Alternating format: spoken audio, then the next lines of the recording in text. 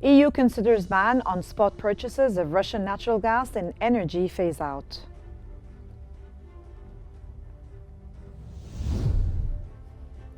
Swiss inflation slows to lowest rate in over 4 years.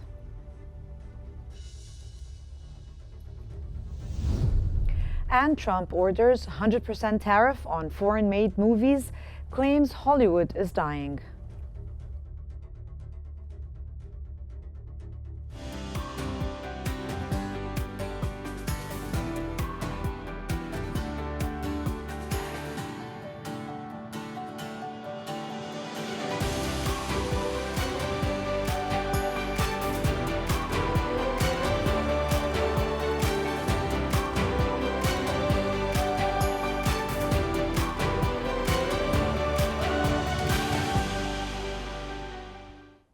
And welcome to the Economic Bulletin.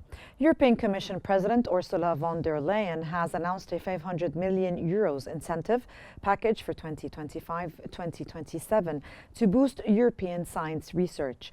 The move comes as Europe hopes to lure the top US scientists disgruntled with President Donald Trump. During a speech in Paris alongside French President Emmanuel Macron, von der Leyen described science as an investment and that Europe needs to offer the right incentives to make Europe a magnet for researchers. She also said she wanted the EU member states to invest 3% of the gross domestic product in research and development by 2030.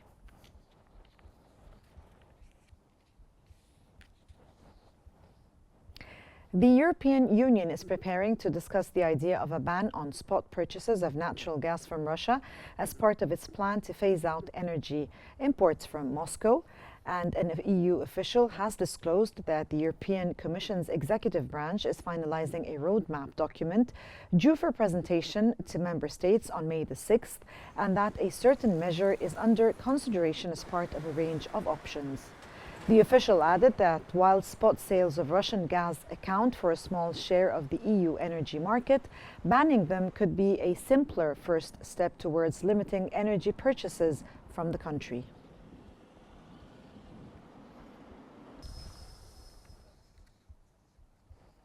Swiss inflation slowed to the weakest in more than 4 years as the strong franc drives down the costs of imported goods. Switzerland's statistics stated annual consumer price growth was 0 in April, down from an 0.3% in March. The government agency added that inflation was pushed down by hotels and holiday accommodation, while clothing and vegetables were a driver. The core gauge, which excludes fresh and seasonal products as well as energy, also slowed more than anticipated, dropping to an 0.6%.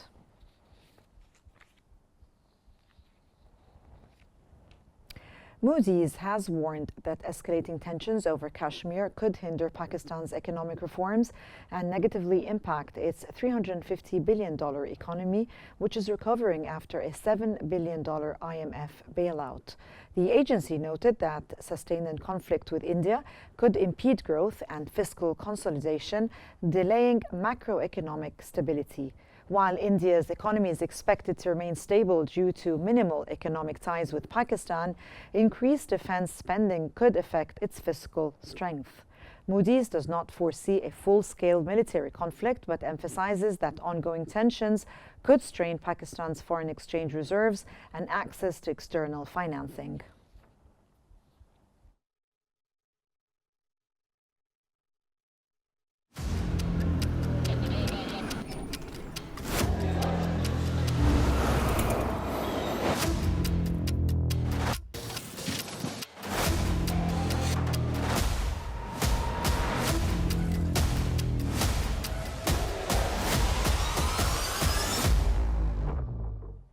U.S. President Donald Trump has stated that he will not remove Jerome Powell as Federal Reserve Board Chairman before his term ends in May 2026. He described the central banker as a total stiff and repeated calls for the Fed to lower interest rates.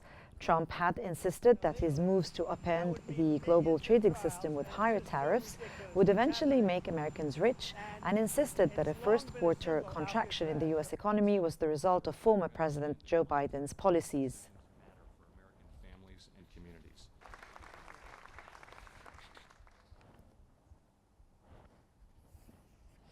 U.S. President Donald Trump has said that the U.S. was meeting with many countries, including China, on trade deals, and his main priority with China was to secure a fair trade deal.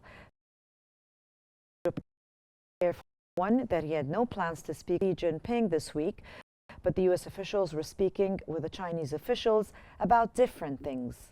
Trump repeated his claim that China had been ripping the U.S. off for many years on global trade. Sir, every country, almost without fail, friend and foe, has been ripping us off for years. So we're meeting with almost all of them, including China. And at the end, I'm setting the deal. They keep saying, when are you going to, this is not like a big deal that's going to be signed. In some cases we'll sign, but we don't have to have signed. I'm going to be setting the deal. I'll be setting a tariff. Now we're not dealing with China at all because the tariff's so high that they basically can't deal. And because of that, we're saving billions of dollars, Well, I want a fair deal with China, but China's been ripping us off for many years, so maybe something should be thought about, a little bit of retribution. China's been ripping us off for many years, ever since they started. To me, I think it was the worst thing that Richard Nixon ever did. And it was Nixon, he's the one that got it started. President Donald Trump announced that he would extend the June 19th deadline for China-based ByteDance to divest TikTok's U.S. assets if no agreement is reached by then. Trump expressed a favorable view of TikTok, highlighting its appeal to young voters in the 2024 election. This marks the extension of the deadline, which was initially set to enforce a ban on TikTok unless a divestiture was completed. Trump indicated that negotiations are ongoing, but a resolution to the tariff dispute with China is necessary for progress.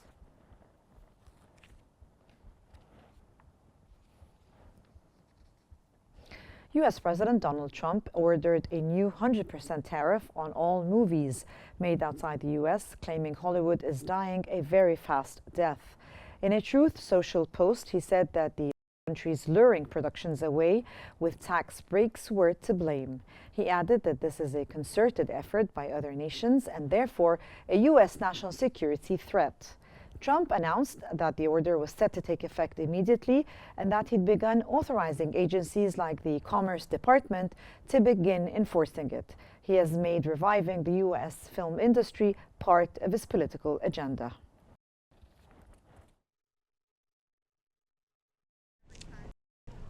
We want movies made in America again. That's the latest from President Donald Trump, this time targeting the silver screen. Trump says he's authorizing a 100% tariff on films made outside the United States, calling the outsourcing of Hollywood productions a national security threat.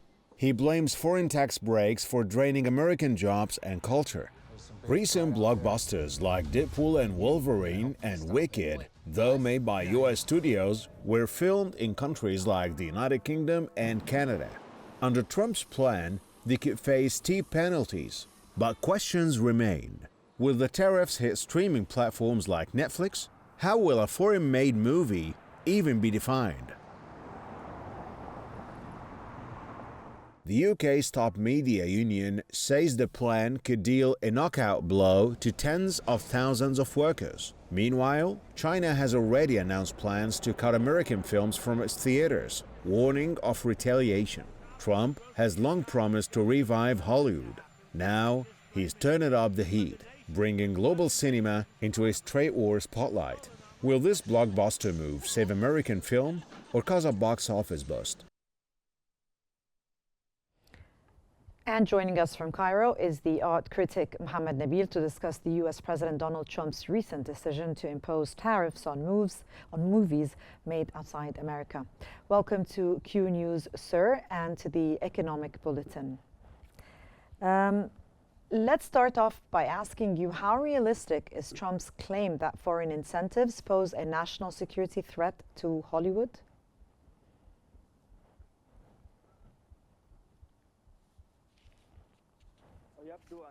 Seems that President Trump is insisted to support the American movies productions in particular. From the first moment he took office, has formed a committee headed by Sylvester Stallone as an invoice of and to promote for the American movies, and he's about to issue resolution trying to, as he described it, to support and to redominate the American movies. And I think there are a very critical resolution, and if they were going to be implemented shortly, we've seen government in Australia and New Zealand and Canada as it is very important and serious if it has been implemented. In fact, some of the studios out of you is to produce movies, and some workers have lost their jobs, but imposing this great amount of tariffs would affect the American movies negatively. And I imagined that the US cinemas wouldn't have a resilience before such resolutions. Mr. Mohammed, Mohammed. what would a 100% tariff on foreign-made films mean for the US studios that shoot overseas? What are the implications?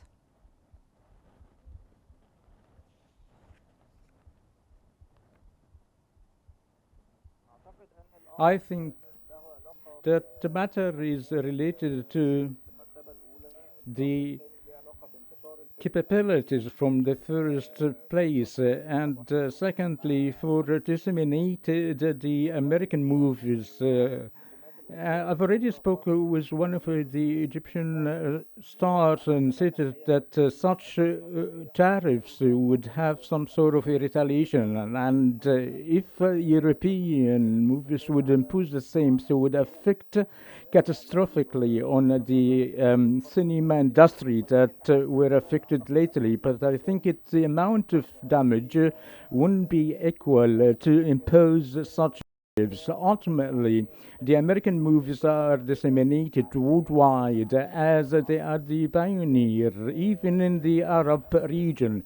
Therefore, gaining monies out of this without taking into consideration on the dissemination worldwide,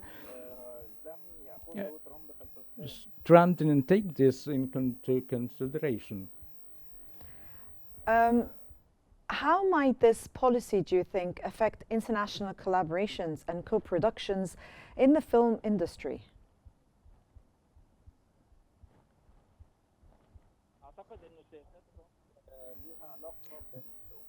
This would be related to the financial matters more than his claims that affect or it is related to the national security. For instance, films made in India and China as well as South Korea is trying to disseminate their cultures and their languages. A great portion of the American movies, either in Europe or in the Arab regions, the number of movies produced annually and the profits gained adopted by some studios of great budgets. And I think the response wouldn't be different than the same tariffs imposed in the economy. So hence would create retaliation, and the ultimate loser is the American movies. And I think we should ask ourselves why these studios went to produce the American movies overseas. Simply the answer is the grants and incentives made by these countries to the studios.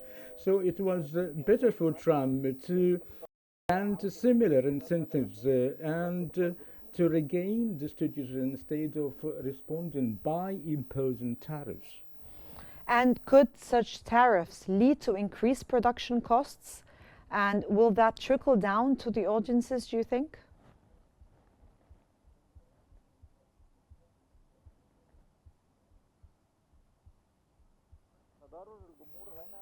The audience damage would be represented not to produce the American movies abroad as it happens now. It is known for the American movies to be disseminated worldwide due to the number of the audiences and viewers to watch such movies. In return, Europe produces a great portion of films we've seen even in Oscars would see the domination of European market on the rewards. In return, there is only a few number of European countries produce movies with high quality and compete even in the rewards inside the US.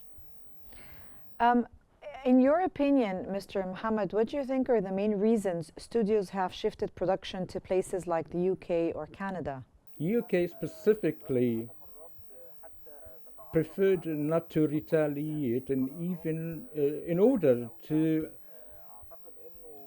explore the details of these resolutions. So the presence of studios within US due to the high cost and fees. So these studios went abroad to places that they may produce these films with less cost. So, as I mentioned, and the tariffs imposed by Trump would make the workers to return to their places, as several thousands of workers full duty lost their jobs because of such withdrawals inside the US, and therefore I imagine we should wait for knowing more details in order to waiting for the European retaliation in India from one hand, and from the other hand China also is waiting to make some retaliations. And what do you think might this have on the streaming giants like Netflix or Amazon, whose productions span multiple countries? Netflix specifically withdrawn some of the productions abroad due to the big incentives provided to them. Therefore, they are now, according to the workers' syndicate, stated that more than 12 to 15,000 cinema workers have lost their jobs, and therefore Trump may see in through this resolution an attempt to regain America's position as a first and pioneer platform to produce worldwide. But I think in light of the European production and the entrance of other countries providing a good and high quality production, so the matter won't be that easy. And from Cairo, that was the art critic Mohammed Nabil. Thank you so much, sir, for joining me today and for your insights. And we now move on to the latest developments from the MENA region.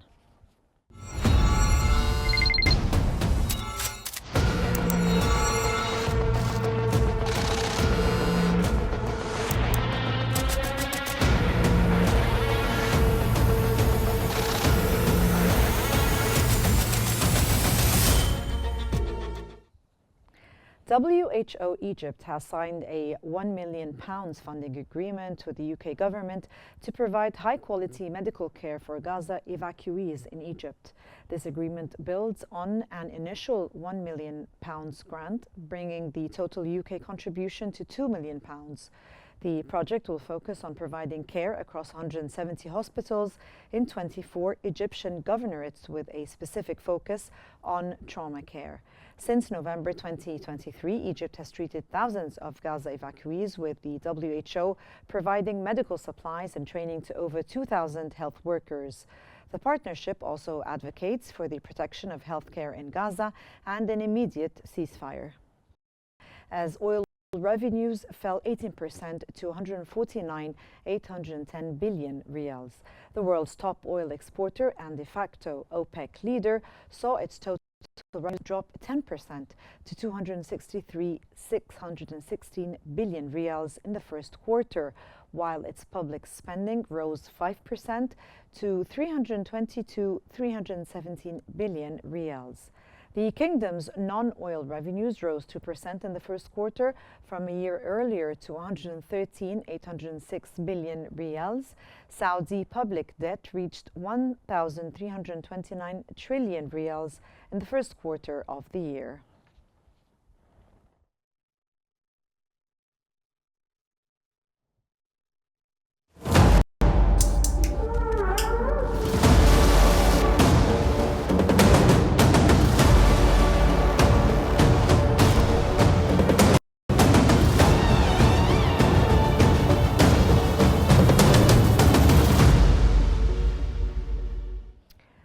Goldman Sachs reduced its oil price forecast following decisions by the OPEC Plus to accelerate oil output increases. The bank now expects Brent crude to average to $60 per barrel for the rest of the 2025 and $56 per barrel in 2026, down by $2 from its previous estimate. It has also cut its forecast for West Texas Intermediate crude by $3 per barrel, now projecting it to the average of $56 per barrel for the remainder of 2025 and $52 per barrel in 2026. Goldman Sachs views the OPEC Plus decision as a long-term equilibrium strategy aimed at maintaining internal cohesion and strategically regulating the U.S. shale supply amid relatively low inventories.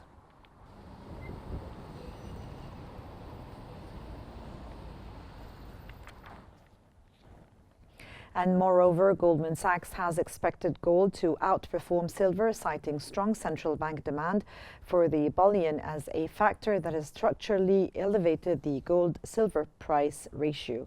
And as a result, the bank does not expect silver to catch up with the ongoing gold rally.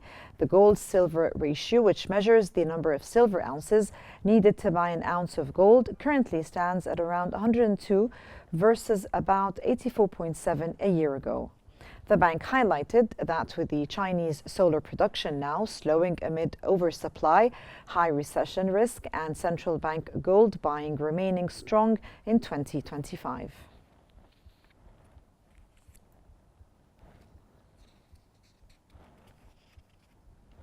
And oil prices fell more than 1% on Monday after OPEC Plus decided over the weekend to further speed up oil output hikes, spurring concerns about more supply coming into a market clouded by an uncertain demand outlook.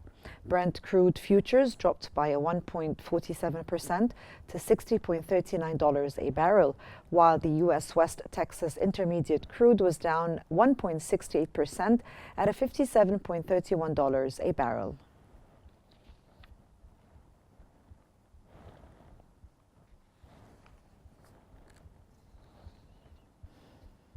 And gold prices gained over 2% on Monday, driven by a weaker dollar and a safe haven demand, while the market awaits a policy decision from the U.S. Federal Reserve later in the week. Spot gold was up 2.3% to $3,315.62 an ounce. U.S. gold futures were up to 2.5% to $3,324.50, and the dollar index fell 0.5%, making bullion less expensive to other currency holders.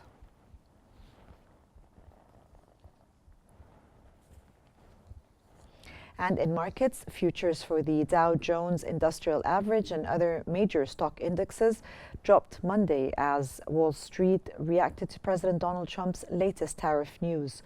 And in the U.S., the Dow Jones Industrial Average inched down 0.01%, the S&P 500 declined 0.43%, and the Nasdaq Composite dipped 0.59%. In Europe, UK's FTSE 100 climbed 1.17%, Germany's DAX increased 1.12%, while France's CAC 40 dropped 0.44%. In Asia, markets in Japan, Hong Kong, mainland China, and South Korea were closed for public holidays.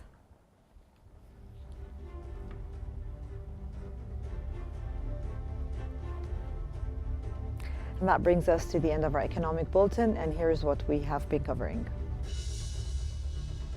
EU considers ban on spot purchases of Russian natural gas in energy phase-out plan.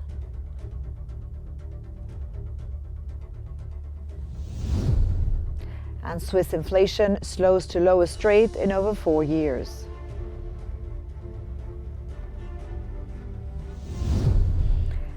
And Trump orders 100% tariff on foreign-made movies, claims Hollywood is dying.